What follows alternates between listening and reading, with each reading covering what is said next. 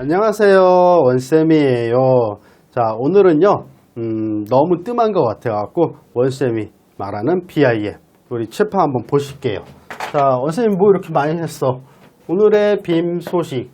자, 빌딩 인포메이션 모델링.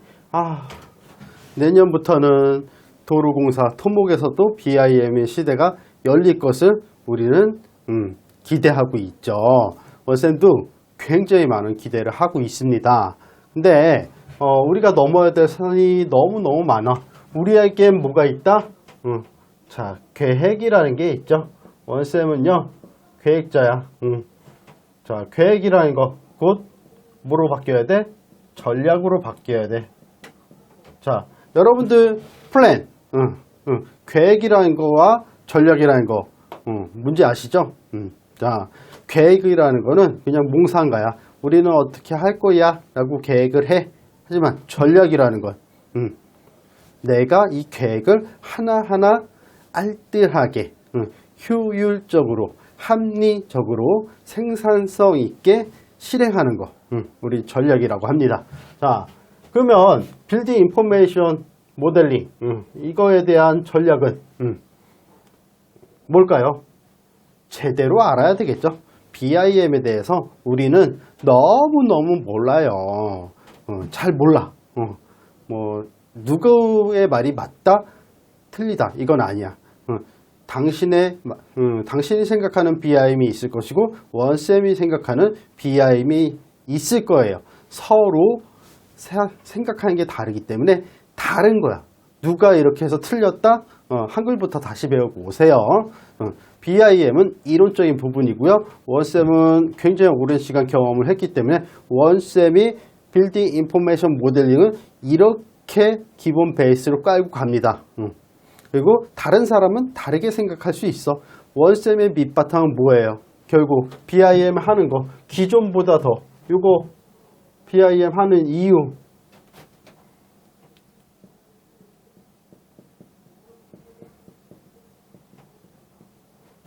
생산성이 높아야 돼.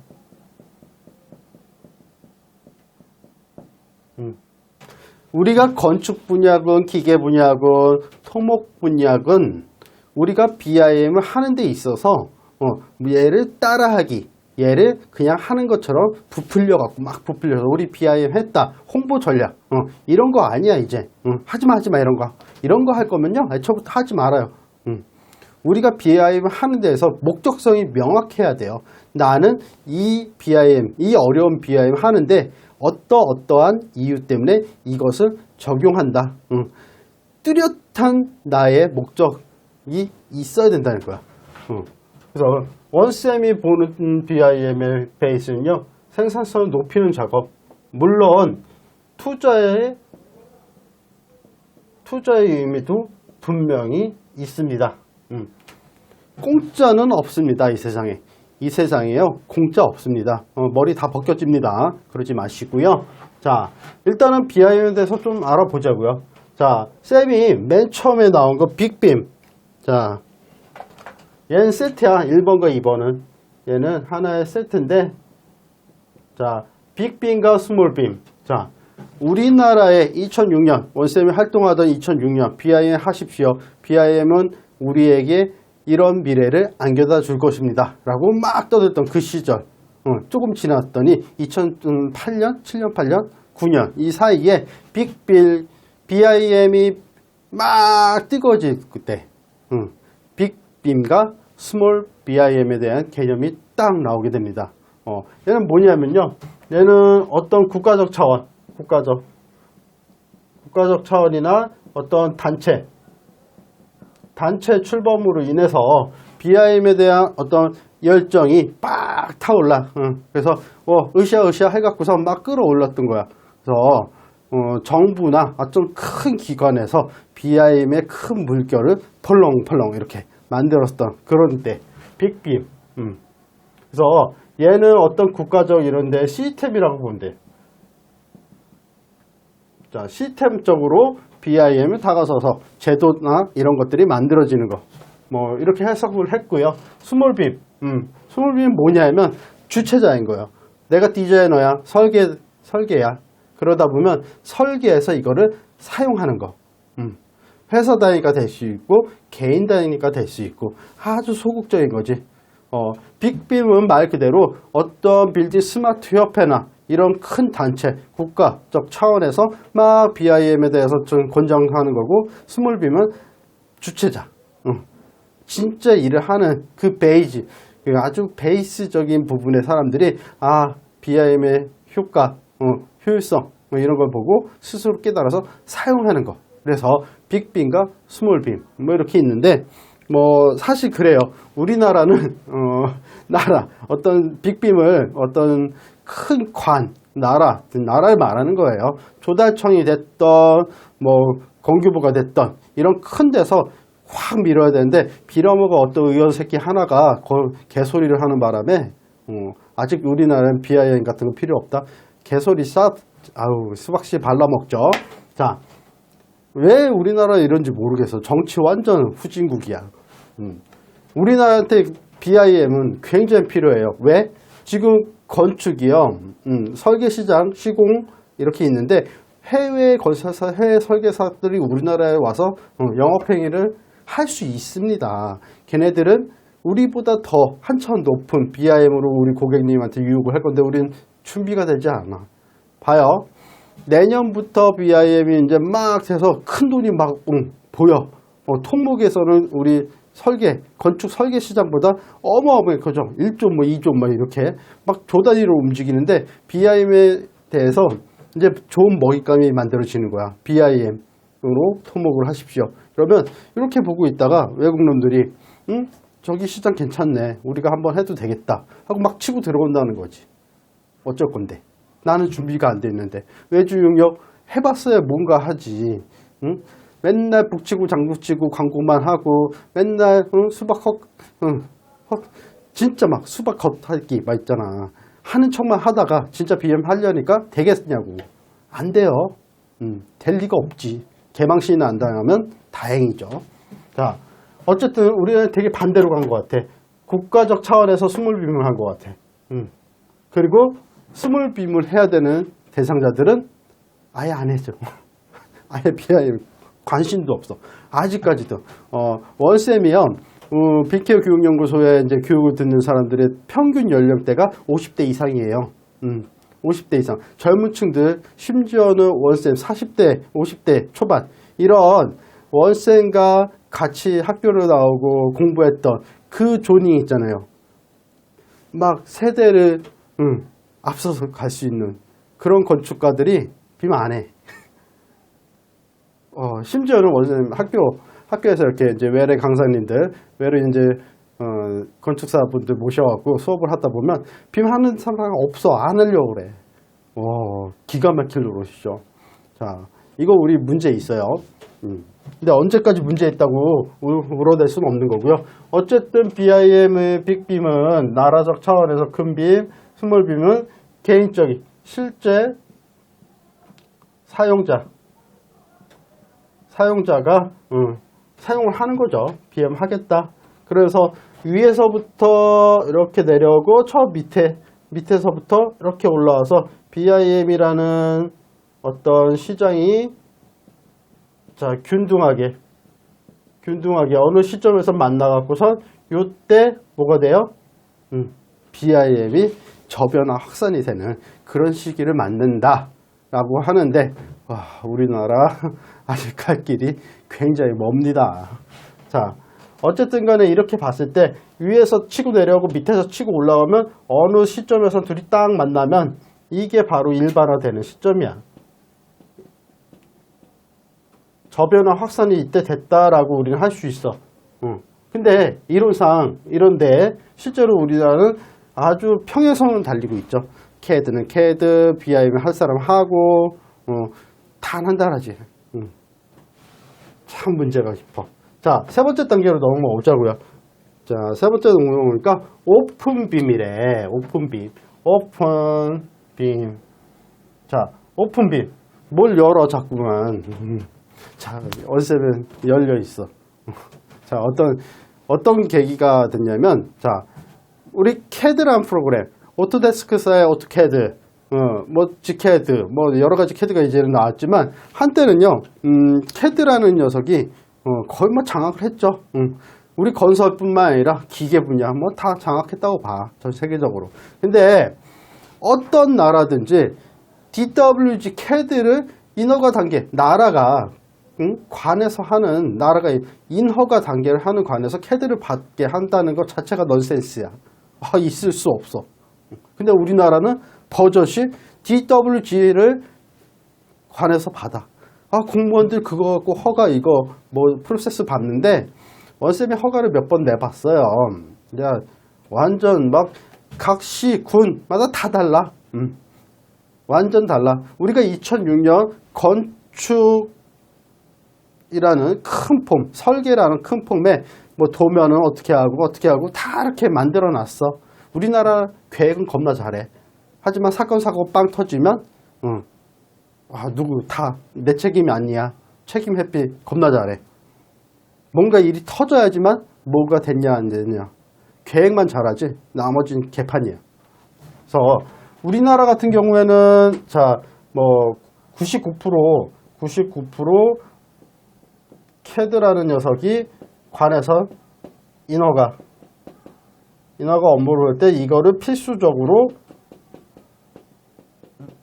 넣게 돼 있지. 사실 이것만 아니고 다른 것도 된다고 돼 있어. 하지만 관례상 그냥 다 캐드 내놓으라 그래.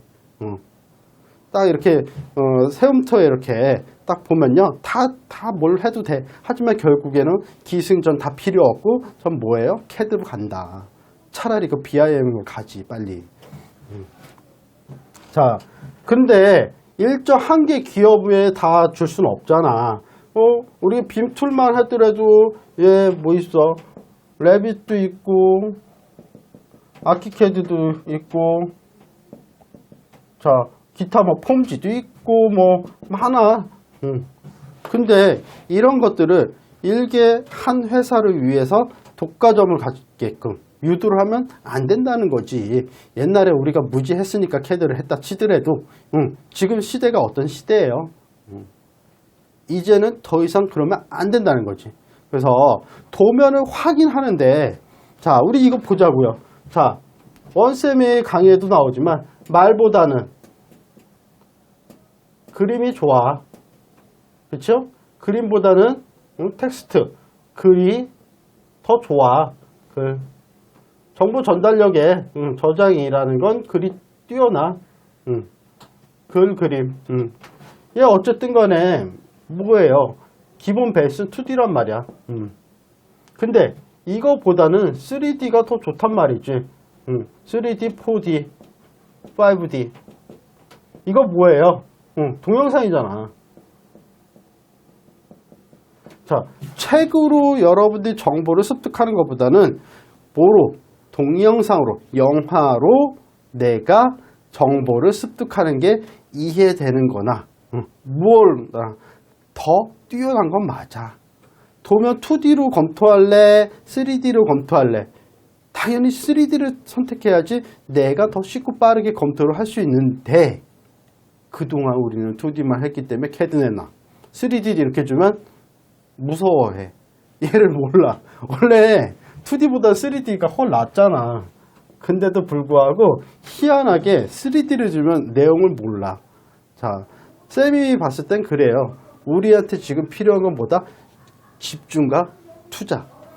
2D에서 기존에 우리에게 필요했던 절대적인 거를 간단하게 서머리한 텍스트 정보로 만들고, 나머지 건축과 관련된 2D 도면보다는 3D로 보는 게 낫잖아. 그렇지 않아요? 쌤이 봤을 때는 이건 진리야, 진리. 당연한 거고 당근 빠따란 말이죠. 근데 왜 3D를 선호하지 않는지 모르겠어. 이해가 불가능해. 어쨌든 오픈빔이라는 건 뭐냐면, 쌤이 IFC라는 개념이 있어. 자, 레빗이 됐건 아키캐드 됐건 뭐 기타 BIM 툴이 됐건, 자 이거 IFC 포맷, 쌤이 포맷이라고 하죠. 포맷으로 내보내기 할 수 있다는 거야. 레빗으로 작업했어. 근데 얘 레빗 파일을 줄 수는 없잖아, 캐드처럼. 그러니까 국제 포맷 단계 파일 IFC Industry Foundation Classics. 얘 뭐냐면 자 나는 레빗으로 작업해. 근데 다른 우리의 협력 분야에서는 다른 걸로 해. 특히 테크라로 했어. 철골. 근데 레빗도 훌륭하지만 부족한 게 아직 많아. 그렇다 보니까 많은 사람들이 철골 구조에는 뭘 써요? 테클라를 쓴단 말이야. 테클라. 어드밴스 스틸이라는 오토데스크에 굉장히 좋은 게 있는데도 불구하고 선점을 못했기 때문에 테클라를 쓴다고. 근데 서로 다른 회사일 거야. 그렇다 보니까 어떻게 해? 얘도 호환의 문제가 생겼지. 그래서 어떻게 하기로 해요? IFC 국제 포맷으로 서로 갖고 와 파일을. 레빗에서 작업한 건축 객체에 IFC로 만든 다음에 테클라에 가져가고 테클라로 됐던 거를 갖고 오고. 근데 이거 그냥 막 되는 거 아니야. 아직까지 IFC라는 녀석은 불완전한 녀석이야. 얘 아직 미수가야 미수가. 자 부족한 게 많아. IFC 2x3 포맷으로 엑스포트 시키는데 뭐 자료가 안 나갔거나 들어오지 못하거나 오류가 나거나 여러 가지 문제점이 아직까지는 있어. 근데 우리 준비가 안 됐다고 손 놓고선 있을 거냐고. 언제까지? 그럴 순 없잖아. 하는 데까지 하고 안 되는 건 보완을 할 생각을 해야지. 그래서 이런 거예요. IFC라는 거는 인허가 담당 관에서 받을 때도 IFC를 받고 이래야지 공평하니까. 국제 포맷이라잖아. 부족하더라도 국제 포맷이래. 3D로 보는데 전혀 지장이 없잖아. 쌤이 얘기했죠. 2D로 된 거에 좋은 점만 쏙 써머리 해갖고선 딱 텍스트 정보 딱 만들 건 만들고 걔 딱 보면서 이해하기 쉬운 도면 2D 도면 말고 3D 도면으로 딱 보고 그럼 되잖아. 일이 선명해지잖아. 그럼 되는 일이야. 그래서 오픈 빔은 굉장히 어떤 빅빔, 스몰 빔은 이론적인 내용이었다면 이론적인 부분이었다면 얘는 어떤 실무적인 실제로 하는 사람들이 문제점을 찾다 보니까 오픈빔 개념이 나온 거야. 그래서 우리 IFC를 쓰자. 국제 포맷으로 우리가 받고 주고받으면서 서로 쓰자. 근데 사실 그래요. 원쌤이 봤을 때는요. 한 가지의 툴로 한 가지 프로그램으로 건축이든 구조건 MEP건 다 한꺼번에 해서 IFC로 나가는 게 더 효과적이다. 자, 예를 들어서 뭐 레빗을 썼어. 건축은. 그리고 구조는 테크라를 썼어. 그러면 베이스가 뭐가 돼야 되냐? 레빗이 돼야 된다. 왜? 테크라는 건축에 종속된 구조를 위한 프로그램이에요. 그렇기 때문에 테크라를 IFC 변환해서 레빗으로 갖고 와서 건축과 어떻게 같이 입힌다. 그래야 된다. 그래서 베이스가 되는 건 건축 툴이 베이스가 돼야 된다. 얘가 이렇게 들어와야 된다. 그래서 호환의 문제가 있기 때문에 한 가지 프로그램으로 다 하는 게 그래도 가장 이상적이다.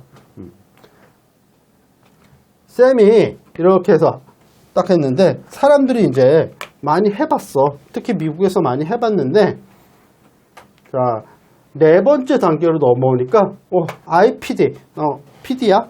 IPD 뜻이 뭐냐고 보니까 Integrated Project Delivery 뭘 배달한대.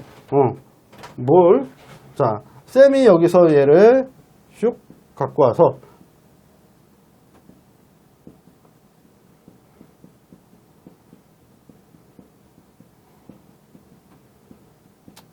뭐 설계 초기에는 이렇게 그냥 뜻을 정의를 했어요. 통합 디자인 설계. 근데 이제는 통합 디자인 프로젝트라고 봐야죠.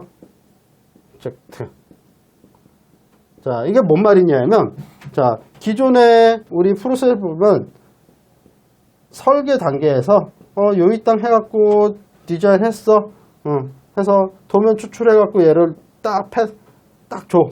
자, 난 일 끝났어. 시공 네가 이어받아. 딱 시공이 딱 자료를 데이터를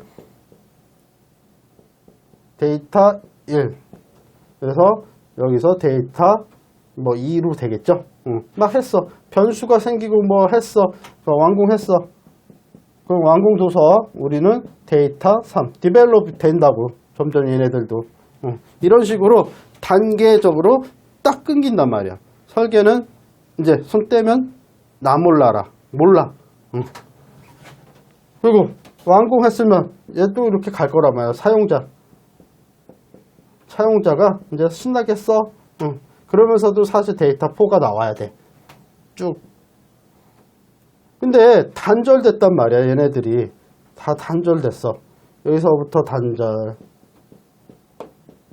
여기도 단절, 여기도 단절. 이러다 보니까 우리나라 겁나 잘하는 거 있죠. 일이 빵 터져. 내 책임 아니야. 책임 회피. 겁나 잘해. 우리나라 이거. 문제가 많더라. 그래서 얘는 뭐냐면 통합 디자인 프로젝트. 자, 설계와 시공과 건물주, 건축주. 요 세 개가 애초부터 시작이 같아. 여기 딱 할 때 아예 같이 가는 거야. 자, 건축주와 설계자와 시공자. 셋이 같이 시작을 해. 자, 설계. 물론, 설계가 어느 정도에서 아웃풋이 나오겠죠. 근데 건축주와 수많은 커뮤니케이션, 의사소통을 통해서 정보를 수집하고 컨셉을 잡고 또 의사소통을 통해서 뭔가 없던 것이 디자인돼서 나온단 말이에요. 탄생이 돼. 탄생이 되는데 예전에는 그냥 했잖아. 시공하고 같이 하라 이거야. 그래야지 어떤 시공성 계획도 같이 잡아가면서 컨셉 단계에서 나온 거를 좀 더 물려갖고 할 거 아니야. 그럼 뭐야 다. 설계 신나게 멋대로 마법을 그려놨는데 시공 가만히 있다 얘 딱 봤더니 어씨 이거 내가 못하는데 이거 하려면 돈 겁나 많이 드는데 장담할 수가 없어. 돈이 많이 들어갈 것 같아. 물론 많이 남겨 먹으면 좋겠지만 우리나라 뭐 쌍팔년대 시공사도 아니고요. 이제 어느 정도 물이 올라온 상태의 시공사가 딱 봤을 때 손해는 보지 말아야 되겠고 어려운 프로젝트 그만큼 받쳐주면 건축주가 받쳐주면 좋겠는데 건축주 또한 예산은 설계에서 이 정도 들어갑니다. 2D 베이스로 백날 해봐야 시공 단계에서 땅 파보고 하면 이제 일이 막 커지기 시작해. 설계 변경을 해야 된다는 거지. 왜? 정보가 부족하니까. 2D를 했으니까. 기존의 잣대로 했으니까. 2D는 그만큼의 함정이 많은 거야. 쌤이 그러잖아. 2D라는 거는 이런 3D의 일부의 한 짝의 그림. 미터 제곱밖에 안 되는 정보의 양을 갖고 있어. 3D는 미터 세제곱을 갖고 있잖아. 만드는 건 겁나 힘들지 몰라. 수많은 사람들이 돈이 들어갈지 몰라. 왜? 빡세니까. 3차원으로 한다는 게 2D의 정보량을 어마어마하게 많이 만들어야지 3차원이 되잖아요. 그러니까 처음에 힘들지 몰라. 하지만 말도 안 되는 일 때문에 설계 단계의 정보가 부족해서 우리가 시공을 할 때 건축주한테 돈을 더 요구하는 설계 변경하는 이유를 줄일 수가 있다는 거 아니에요. 쌤이 이거 이제 조사해 볼 거예요. 통계청 들어가갖고 국내 관공사 뭐 500억짜리 1000억짜리 뭐 상관없이 그동안 진행됐던 나락공사에서 설계 변경에서 실제로 금액이 얼마나 올라갔는지를 논문으로 쓸 거예요. 왜? 지금까지 잘 그렇게 말도 안 되게 해왔잖아. 2D로 했더니 500억짜리든 100억짜리든 1000억짜리든 이제 금액이 크면 클수록 설계 변경은 계속 될 거야. 왜? 2D로 했던 빵꾸를 떼어야 되니까. 그래서 이거를 또 아주 악용하는 사람들도 있으니까 다 때려 잡으려고 원쌤이 이제 정보를 모을 거예요. 자, 국내는 원쌤이 추측하건대 관공사 왜? 최저가로 거의 가잖아. 1000억짜리 막 700억에 낙찰 받아갖고선 하잖아. 근데 1000억이라는 베이스 금액을 줬는데 거기에 몇백억 낮게 써갖고 입찰돼갖고선 2D로 했더니 땅 파보니까 돌 나와. 뭐 하다 보니까 설계 도면 안 맞아. 돈이 계속 막 치솟아. 감리는 도대체 뭐 하는데? 다 좋은 게 좋은 거라고 허허허 하고 그냥 돈이나 챙기는 건가? 미친 짓이지. 자, 이제 그런 것도 다 없어야 돼. BIM 시대에서. 빔을 한다는 거는요, 굉장히 좋은 점만 부각을 했지만, 이제는요, 빔을 하기 때문에 책임의 소지가 명확해진다는 얘기예요, 사실. 책임의 소지. 잘 보세요. 설계 그동안은 2D 베이스라 그냥 퉁거리고, 아이씨, 우리 돈도 얼마 못 버는데, 이러면서 할 수 있었어. 하지만, 3D로 한다는 것, BIM 한다는 건 정보로 설계 단계에서 가상 공간에서 실제 똑같이 우리는 해보는 거기 때문에 그때부터 실수하면 빼도 박도 못한다는 어마어마한 현실이 눈앞으로 다가올 겁니다. 하지만 리스크는 뭐예요? 리스크. 빅 리스크, 하이 리턴. 이건 기회라고 봐야 원쌤은. 내가 책임질게. 나 그 정도로 뚜렷하게 정말 명확하게 잘 설계하면 되니까. 그리고 그에 해당되는 당당한 돈을 요구하면 되겠죠. 왜? 우린 전문가잖아. 자, 쌤이 말이 좀 샜는데, 자, IPD는 뭐냐면요, 통합 디자인 프로젝트라고 해서 설계, 시공, 사용자 이렇게 따로 국밥으로 하는 게 아니라 처음부터 설계사와 시공사와 건축주가 BIM이라는 베이스 하에 같이 모여갖고서 프로젝트를 시작하는 거야. 같이 시작. 좋아. 이러다 보니까 합리적일 수밖에 없어. 돈이 왜 올라가게 되는지 이런 거 일반 건축주, 민간 건축에서는 아직까지 크게 힘들 것 같아. 하지만 나라공사라면 해볼만해. 왜요? 나라공사잖아. 합리적으로 돈에 왔다 갔다. 쌤이 봤을 때는 기존의 관공사에서 설계비가 시공 단계에서 설계 변경으로서 공사 금액이 증가한 게 몇 퍼센트가 될지 모르겠어. 하지만 얘를 사전에만 잡아도 시간과 낭비된 돈을 우리는 설계 단계부터 잡아 나갈 수 있다는 거잖아. 예를 들어서 10% 증가해서 1000억짜리 1100억이 됐어. 100억이 됐어. 근데 우리는 BIM 했을 때 더 이상 설계 변경을 할 수 없게끔 만들어버리면 좋은 거 아니에요? 애초부터 나중에 누가 잘못했어 이런 거 따지지 말고 처음부터 들어와서 합리적인 예가, 예상 금액을 딱 만들어 놓고 해버리는 거야. 그럼 설계 변경 안 해도 되잖아. 그냥 우리가 시공사가 처음부터 참여했기 때문에 다 베이스 정보들을 모아서 설계한테 던져주면 설계는 그 베이스대로 최대한 맞춰갖고서 같이 해줄 거 아니야. 그리고 건축주도 마찬가지야. 민간 건축도 마찬가지예요. 큰 프로젝트, 민간 거 큰 프로젝트 마찬가지야. 평당 단가 어디서 개소리 하고 앉아있어요. 평당 단가가 이딴 거 없어요. 평당 단가는요, 그냥 추측하는 선, 기존의 트렌드, 예를 들어서 공장이 됐든 집이 됐든 기존의 트렌드가 이 정도 했더니 우리 건설사가 10개를 지었더니 평당이 이만큼 나오더라. 우리는 이런 거 있을 수 있어. 하지만 디자인도 안 나온 상태에서 평당 단가로 때려보고 건물을 짓겠다? 비정형하면 어쩔 건데. 말도 안 되는 거야. 평당 단가는 있을 수 없어. 적어도 내가 하고자 하는 모든 마감들의 정보와 면적, 물량이 다 나왔을 때 그걸 기반으로 평당으로 나누면 단가 나오지. 그래야지 평당 단가예요. 내 건축물은 평당 단가는 매번 바뀐다. 디자인에 따라서. 그래서 평당 단가를 아직까지도 무식하게 얘기하는 사람들은 말도 안 되는 사기꾼이라고 봐요. 자, 선생님이 딱 보니까 이제 마지막 하나 남았네. 결국에는 설계, 시공, 완공되고 사용자가 사용해. 그래서 건축물이 폐기되기. 그때도 정보가 D5가 나오겠지. D5. 그래서 FMBIM이 이제는 앞으로 다가올 세대선 얘에 대한 최종 목적지다. 목적지. 자, 우리는 유지관리, 퍼실리티 매니지먼트는 굉장히 중요합니다. 한 건물이요, 얘를 짓는 비용보다, 건물을 만드는 비용보다 얘 건물이 폐기될 때까지 지속적으로 관리할 때 들어가는 비용이 더 큽니다. 엄청나게 큽니다. 자, 얘는 원쌤이 국제학술지에 논문을 냈는데, 자, 유지관리 시장은요, 앞으로 더욱 더 커질 겁니다. 왜?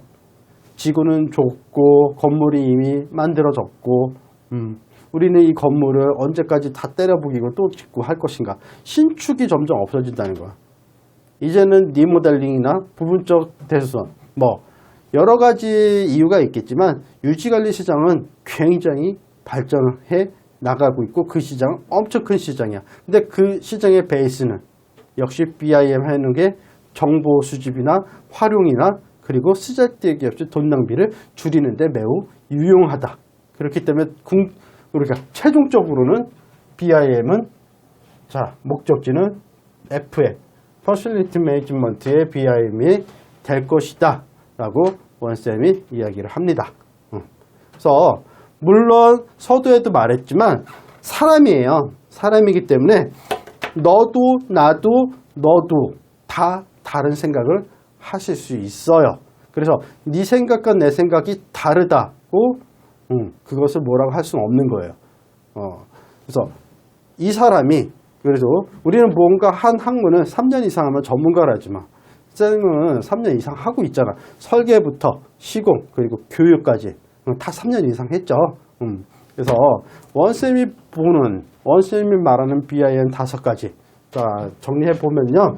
자, 빅빔 국가적 단체 차원에서 빔을 시스템 해갖고 쫙 밑으로 알림 효과를 하는 BIM, 빅빔, 큰 그림, 그리고 작은 빔, 실제 사용자가 주가 돼서 하겠다고 의지를 불사질러갖고 빵 뜨겁게 달구는 거.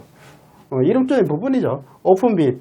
이거는 사실 굉장히 좋은 것 같아요. 우리가 숙제에는 많은 사람들이 하다 보면요, 거기에 대한 숙제에 대한 답이 나와. 우리는 풀어나가려고 항상 노력하는 전문가들이기 때문에 뭔가 오픈빔에 대해서, 그래, 나는 레빗 유저야, 나는 아키캐드 유저야, 나는 테크랄 했어, 나는 어드밴스 스틸 했어, 상관없어. 오픈빔 안에서 우리는 통합되면 되니까. 그리고 나라적 차원에서도 일개 한 회사의 포맷을 받을 이유는 없다. 그래서 그나마 그지 같아도 IFC라는 국제적인 포맷이 있다면 그것을 받아들이는 게 맞지 않는가라고 원쌤이 생각합니다. 자, 그리고 IPD, Integrated Project Delivery, 얘는 굉장히 중요한 거예요. 인식이 바뀌어야 될 것 같아. 미국은 이런 부분이 잘 돼 있었던 것 같아. 각 주마다 해갖고 뭐 대학 교수님들 참여하고 뭐 이래갖고서 실제 전문가들이 모여서 IPD를 잘 구현했던 것 같아. 물론 돈 많이 들어갈 수 있어. 하지만 원쌤이 말하잖아. 우리가 2D 베이스에 말도 안 되게 빵꾸 나는 돈을 설계 변경으로 계속 예산을, 이거 다 국민 세금이에요. 세금을 통해서 자꾸 증감시켜. 그래서 그지 같은 떨거지들이 돈도 해먹고 이러겠지. 안 해먹을 리가 없어. 이런 것도 이제 용납 못 해주겠다 이거야. 우리는 설계자, 시공사, 건축주, 나라 대부분 국가 프로젝트를 기반으로 하니까 아직까지는 이렇게 와서 하면 IPD를 했을 때 좀 더 우리는 생산성을 높일 수 있는 기회를 만들 수 있지 않을까. 조달청 마찬가지야. 거기 가서 빔팀이 있으면 뭐해? 안 하는데. 남들이 하면 그냥 눈치만 보고 있다가 그냥 발만 슬쩍 담가 놓으려고 하는데 이래서는 안 돼요. 옳지 않아. 그리고 5번째, 최종적으로 우리는 유지관리 BIM의 목적지다.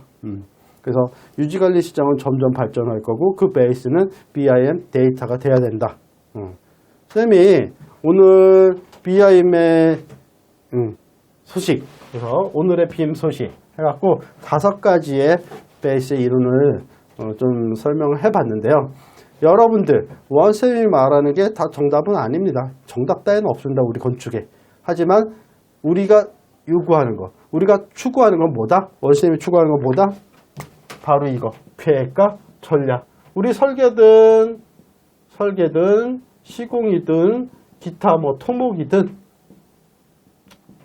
자 지피지기 백전백승 BIM을 제대로 알고 과거부터 현재까지 어떤 스토리를 갖고 있는지 이해를 하고 정보를 모으고 분석을 하고 우리는 어떤 전략으로 BIM을 헤쳐나갈지 전략을 짤 때가 바로 지금입니다.